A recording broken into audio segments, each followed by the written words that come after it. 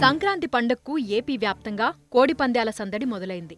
Court ఆదేశాలు, పోలీసుల హెచ్చరికలు, ఏమాత్రం లెక్క చేయని పందెం రాయుళ్లు, నిర్వాహకులు అన్ని చోట్ల దాదాపుగా బర్లు సిద్ధం చేసుకుంటున్నారు.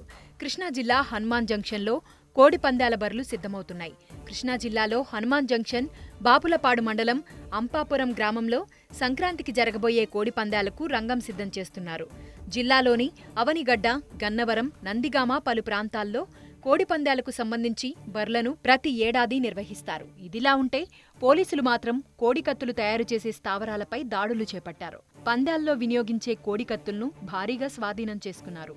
ఇప్పటి వరకు అవనిగడ్డ, నాగయలంక, జగ్గయ్యపేట, విసన్నపేట ప్రాంతాల్లో భారీగా కోడికత్తుల కేంద్రాలపై మెరుపు దాడులు నిర్వహించి వందల సంఖ్యలో కత్తులను స్వాధీనం చేసుకుని నిందితుల్ని అరెస్టు చేశారు.